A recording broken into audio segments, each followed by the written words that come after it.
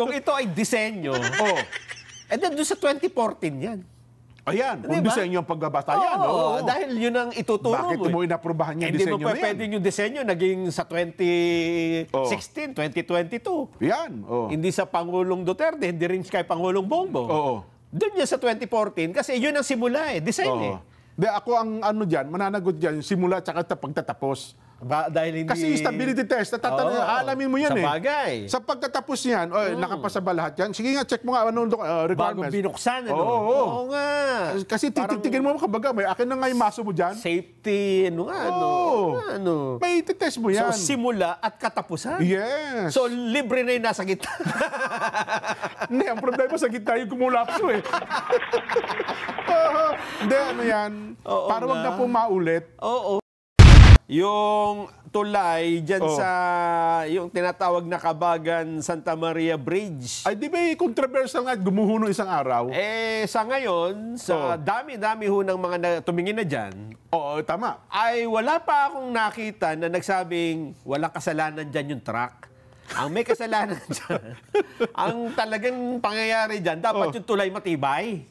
Hindi dapat dumaan lang yung truck, nawasak yan. Wala pa akong nakita dyan, na nagsabing ganyan, Wala pa nga kasi ang nakita nila, kahit doon sa unang report, mali, anya yung driver. Bakit ka dumaan dyan? Ba't ka dumaan? Mahina yung tulay. At ang pinakahuling nagpunta dyan, Jen, kanina lang din to. Sino? Ang Pangulong Bongbong Marcos. Natuloy na ba sila? Ayun. Gusto niya kasi makita kung talagang ano nangyari. Kasama pa pala Secretary Mark Bunuan, Tinan mo naman yung laman ng truck dyan na gumuho, na natumba. Hanggang ngayon Mga pala. bato-bato lang hindi ba? Ang tawag doon parang malaking no? Graba. Ayan, graba. Siya ang nahulog dyan Kaya ako yung tataka kung hindi ako naniniwala umabot ng 100 tonelado yun Kung yun ang laman yun nga, Jen. Ako nga nag-research Gaano ba talaga kabigat ang mga truck? Tinan mo. Yan, Hindi naman ito truck na sobrang dami ng gulong para maglaman ng sobrang bigat. Sabi mo na, 8 sa likod. Siguro mga 12-wheeler yan o kaya 10-wheeler truck.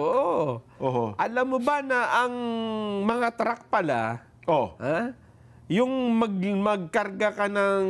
Yun yung singit ko lang sige. Doon sa mismong sugpungan pala naputol Sa taas. Yung mismong sugpungan. Kaya yun, kumapit siya doon sa may konkretong bahagi ng dugtungan, Para siya nakakuyapit doon Ang malalaking truck pala, Jen, ay nasa pagitan lang ng 14 tons pataas.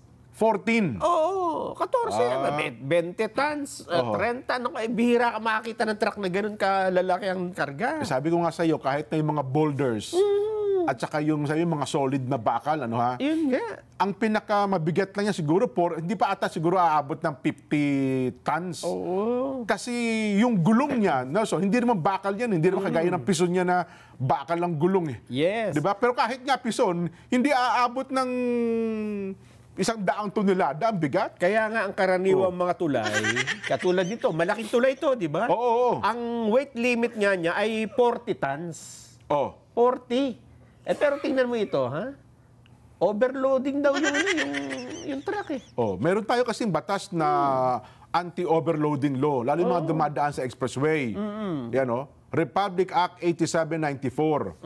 Ang limitasyon daw po ng gross vehicle weight o nakatakdang bigat ng karga ng mga trailer at saka ng truck. Maaring lumagpas daw po sa 13,000 o 500 kilo, 13,000, 13,500, 13,500 kilograms. Di 13 tons yun, ang bigat ng karga ng truck o trailer. Kapag ganito daw ang bigat, labag na ito. Labag na po ito sa provision ng batas ukol sa tinakdang limitasyon o yun ang anti-overloading law. Ayun. At kapag ikaw ay bumiyahe, lagpas dyan ang bigat mo, pwede kang mahuli at meron pong multa na halagang 25% ng motor vehicle user's charge na angkop po sa uri ng sasakyan. So yun pala ang ating batas. Kaya yung una na sinasabi ni si Secretary Bunuan, ay wag ko kung ano kay Secretary Bunuan ba nag-original yon? Mula Ang tonelada? mula nga na nagsimula yung usapan dyan, may 100 tonelada na eh. Yun na nga Tingnan mo yung ano natin, di ba? Napakalayo naman dun sa overloading na 13.5 tons lang. Sabi mo ng 13, ang mga iba dyan may nag-overload. Sabi mo ng 14 to 15 tons. Paano ka pa hindi ba? Time, yung 13, halos 10 beses na mabigat yung Ayan. 100 tonelada. Paano kakayanin ng truck yun, di ba? Yung mga bumibiyahe sa atin sa Zambales, Nelson. Kaya nga ang nangyari dyan, pinapuputol na yung gilid ng truck eh. Kasi yung iba dyan nag-overload. Di ba yung truck nila mataas masyado? Kaya may overload. Kaya ang sabi niya, putulin nyo yung ano niyan, huwag nyo mataas masyado yung gilid. Kasi nga ang iba dyan, yung buhangin, yung bigat, naglalagpas doon sa limitasyon ng load ng truck na yan. Pero hindi lumalagpas ng 20 tonelada pa rin. Ayun nga, hindi nga kaya. Hindi nga kakayanin. Dahil yung may limitasyon yung makina eh. Paano pa uusad? Pati yung gulong. Yung tsaka gulong. makina. Ay, ano ba sabi dyan? Ano lang do karamihan? Sabi mo nang sa buong mundo, ano ba ang limitasyon ng pinakamabigat na biyahe ng isang truck? Nandun nga lang sa binanggit natin kanina. Yung 13,500? Ito yung yung sa atin. Sa anti-overloading law. Anti-overloading law. Pero kung titingnan mo dito, kasi hinanap ko pati mga itsura ng mga truck eh. Yung pinakamararaming gulong, yun daw yung... May nakikita ako ngayon, yung klase ng truck na yung Howo. Yan, yung bumibiyahe doon sa Zambales. Pero yun, buhangin yan. Tsaka galing sa, yung mga ginagamit doon sa minahan. Yan, malalaki yan. Pero ang karga niyan, karamihan, yung minerals. Dito naman sa gawin ng Rizal, yung mga tinatambak dyan sa MOA, ang tawag naman nila yung malalaki. Yung boulders, malalaking tipak talaga ng bato yan, Nelson. Ayun. Pero hindi pa rin yan ilan ng gulong niya sa likod. 10-wheeler lang to. May sobra lang 2 eh. Yun na nga. So bang yan, may capacity lang ang pwede sa truck na yan? Hindi kakayanin yung 100 tons. Kasi itong pinakamalalaking dump truck, 14 tons lang ang kaya. Ayan. Yung dump truck, pwede mong gamitin sa basura, pwede yung sa buhangin, etc. No? Ito, tingnan mo naman, itsura ng truck na yan. Kung Yung sinasabi nilang mabibigat pa ang kayang lamanin, maraming axle, maraming gulong, maraming yung tumutulong na bumuhat doon sa bigat. Pero kapag gano'n, baka lumubog ka sa semento at espalto kung gano'n kabigat. Yes. Di ba? At saka hindi lang yun, Jen. Biruin mo kung 100 tons yan. Ilang tulay ba dinaanan niya? Di ba? Bago siya makarating dyan. Ala naman hindi yan dumaan doon sa mga tulay na maliliit. Di ba? Bakit yun? Nakaya. Pero ba't ba yun ang ating nagiging puntirya ng usapan ngayon? Kasi nga sa report ng DPWH, Nelson, para bagang ang puntirya, ako ito nahihinuha ko lang naman, bagamat hindi naman natin direktang narinig sa kanila, para bagang insinuasyon, may kasalanan yung driver ng truck at saka yung operator ng truck kung bakit nila kinargahan ng ganung kabigat at dumaan sa nabanggit na tulay. Parang pinabibigat yung truck, ano? Oo. Sabi nila, overloaded ka na, labis-labis pa sa overloaded. Kasi nga daw, 40 tons lang daw ang pwedeng dumaan dyan. Ganon? Tapos ano lang siya, soft opening pa lang. Kung soft opening, bakit may ba't nakalagpas, di ba? Tingnan mo, pati ang Pangulong Bongbong, yun ang itinuro, yung truck eh. Ganon? Oo, pakinggan natin. Nandun siya kanina eh. Mahal na Pangulo? The sign is really weak. Dahil kung tutusin ninyo, this is supposed to be a suspension bridge. Nakasabit. Ganyan yung arko na ganyan. Tapos yung bridge, suportado ng kable. Ito lang ang suspension bridge na nakita ko sa buong mundo na hindi kable. At yan na mismo ang bumigay. Ayan o. Diyan bumigay yung bakal. Kung kable yan, hindi dapat bumigay yan. Tapos yung pag-anchor nung support, tignan ninyo, doon lang sa baba. Dapat sa taas yan, hanggang sa taas. Para hanggang sa taas, para yung buong ito, ang nagsusupport sa kanya, yan, yung bakal na nakikita ninyo at saka yung semento. Yan lang ang nagsusupport doon sa buong tulay. So mahina talaga ang design dito. Hindi natin kailangan malaking nung una pa nga ang ginagawa ito kasi naging umabot 900 million ata yung original na budget. Umabot ng 1.2 dahil nag-refit. Bakit nag-refit? Nung nagko-construction pa lang, may nakita na gumagalaw na mahina. Kaya kailangan balikan at refit. So, the whole process is, okay naman, yung construction, yung contractor, sinundan naman ang plano. By the book naman yung kanyang ginawa, up to specifications yung kanilang ginawa. Yun lang, yung specifications, mali. So, this is a design problem. Tapos, this is a 44-ton bridge. Dapat 44 tons ang acceptable load. Yung dalawang truck na yan, yung naiwan yung isa, over 100 tons yan. Dalawa yan ang dumaan. Kaya, ayan ang nangyari. Ayun.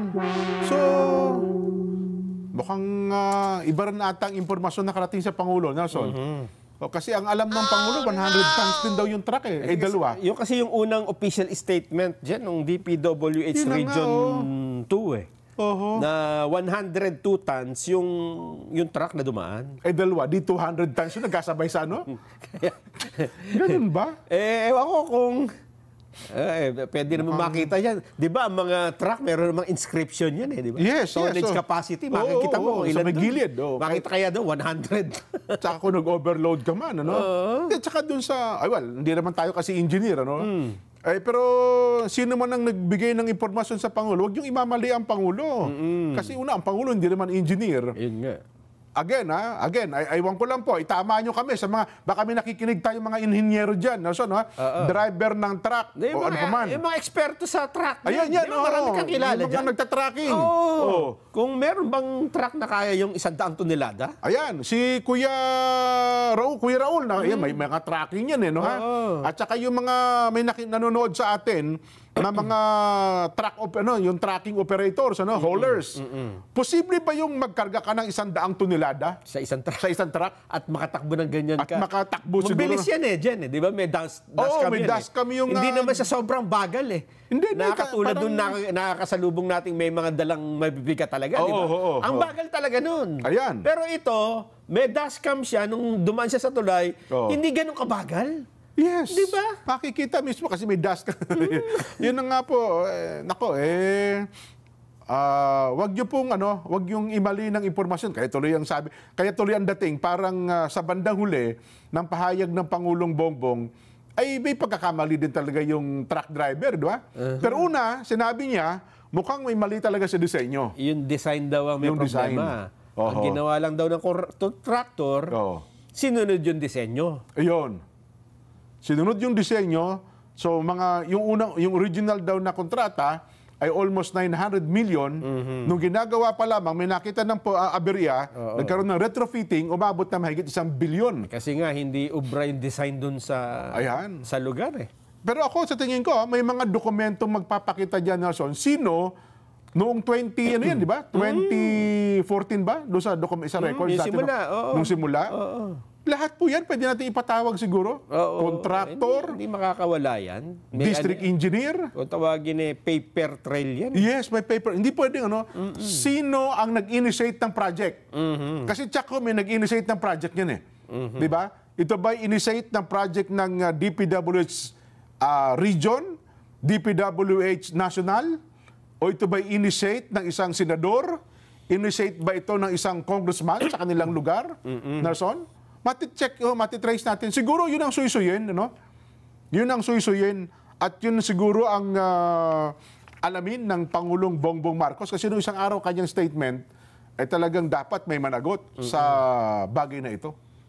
Di ba? Yun nga. Oo. Mukhang ang isa pang sinasabi dyan, siguro na pag-isip-isip nung iba na, tama na, parang hindi nga po pwedeng isang truck lang na 100 tonelada. Ang isa pang paliwanag ng DPWH dyan, marami daw mga truck na mabibigat ang unang dumaan dyan. Parang nagkasunod-sunod na. Na-stress daw masyado yung tulay. Oh, no! Ba talaga naman, Oo. Kasi alam mo, ang isang tulay, merong pag-aaral yan bago mo itayo eh. Kahit na Oo. ala ka namang pang 3 truck lang yan. O kaya naman, yung ginawa yung truck ay design lang sa tricycle. Di sana binawa. Kaya laki-laki ng tulay eh, di ba? Well, At saka tayo- dapat hindi nyo na binuksan muna. Oo. Alam nyo palang, di ba? Eh, kasi dyan dadaan yung mga truck talaga. Eh tayo po, hindi naman tayo engineer. At saka karamihan nung, di ba, bridge, bago ka pumasok sa entrance, yung allowed, na may karatula sa gilid yan, di ba? Na kung ilan lang ang toneladang allowed. Doon ba sa bungad nitong bridge ito, magkabilang panig, mayroon bang nakalagay kung ilan lang ang tons na ubra? Ang paliwanag nila dyan, meron daw tao na nagbabantay. Oo, hindi mo na pinapadaanan sa mga mabibigat. Ay, ba't nakadaan yun? Wala daw yung tao, hinahanap yung nagbabantay. Yung oras na yun. Kasi gabi ata dumaan ito eh. Kaya natulog, kumain, di ba? Eh kaya na siyempre, dyan, dapat sinaran nyo muna yung tulay. Oo. Di ba? O kaya naman, kasi tayo dito sa North Luzon Expressway, makita mo sa may depa paglagpas mo ng Mindanao Avenue, yung mga truck dyan gumigilid. Kasi merong weighing scale dyan eh. May ano yan talaga. May weighing scale dyan. Yung pa dyan, yun, di ba, kada LG yung nadadaanan mo, titimbangin ka, di ba? Yes. So yung mga dinaanan nito, alam kung ano talaga yung timbang ng truck, di ba? Yun na nga. Bago makarating dyan sa tulay. At saka saan nag-originate itong truck na to? Ayun, yun dapat. Diba? At ano yung karga talaga. Yan. At saan papunta? Mache-check ko yan na napakadali. Malalaman mo kung gaano kabigat yung dala-dala. Oo. Kasi hindi naman pwedeng mag-over di ba? Dun sa dala niya. Dahil hindi nga kakayanin ng truck. Kaya ako, Pangulong Bongbong, yaman din lamang nagpunta po kayo dyan. Puntahan nyo na yung contractor. Yung may-ari ng truck. Oo. Gaano ba talaga laman ng truck niyan? Ano mo nga? Tsaka hindi lang yun dyan, yung driver ng truck. Ano lang yan simpleng tao lang simpleng yan. mamamayan lang ho yan. Alam mo namang, ano namang kasalanan niya nung dumaan siya? Hindi naman niya alam na bibigay yun, o hindi naman sa pinagbawalan, di ba? Hindi, yung ating correspondent doon sa Isabela, pwede ba, nasaan ba yung truck? Alam mo, yung driver pala. Nakakulong pa ba? Nandun pa yata sa truck. Hindi ba mali? Hindi! Nakakulong. Nakakulong. Ako, suggestion ko lang papuntahan natin. At saan siguro, sa dami ng ating correspondent, lahat naman ng bayan na may correspondent tayo, no? Pakipuntahan din natin yung saan mismo nanggaling yung truck. Saan ba siya kumuha nung kanyang dala-dala bago dumating dyan? Kawawa naman yung driver ng truck kung nakakulong pa hanggang ngayon. Magkaroon lang tayo ng malalim na kaalaman. At siyempre, makikita mo, halimbawa, yan pala ay galing pa ng Zambales. Ayun, di maraming dinaanan tulay. tulay. Pala dinaanan na yung tulay na hindi nasira. Diba? Bakit bukod sa... Sasabi mo, 100 tons, ang titibay ng mga tulay na dinaanan nito. Yun na nga. Baka nanggaling pa ng Baguio yan eh. Di ba? Galing doon. Di ba meron din tulad sa Baguio na... Hindi, medyo curious lang tayo.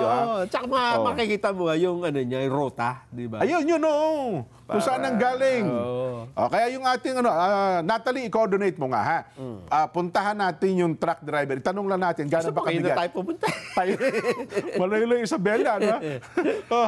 Matanong lang, gano'n ba kabigat yan? At saka yung pinanggalingan mismo ng truck. Importante yun. Oo, Importante. kasi ngayon, ang dating, bago sa Pangulo, Nelson, bago sa Pangulo, bigyan natin ng distinction itong bagay na ito, ang insinuasyon, para bagang ang lahat ng problema, isinisisi doon sa truck driver. Di ba? Kahit yung mga naunang report, wala pa po ang Pangulo, ay mukhang isinisisi doon sa truck driver at saka doon sa operator nung yung hauler, yung mismong may-ari po ng truck. Pero hindi inaalam kung sino ba talaga ang nag-originate, nag-initiate ng project na yan.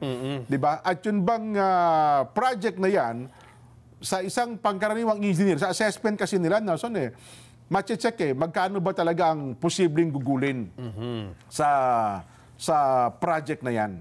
Yes. O baka may nakikinig po mga engineer. Hindi ko kasi kami engineer ni Nelson, At wala kaming kabatiran sa bagay na yan. I-educate nyo nga po kami at i-educate natin ang marami nating taga-subaybay.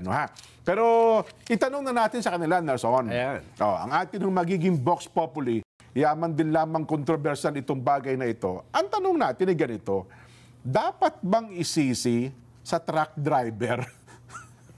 Talaga bang ito ang ating Vox Populi ngayon, dapat bang isisi sa truck driver ang pagguho ng Kabagan Santa Maria Bridge sa Isabela?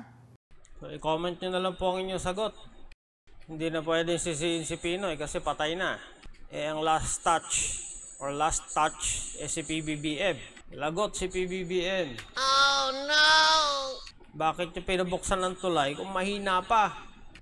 Oh no!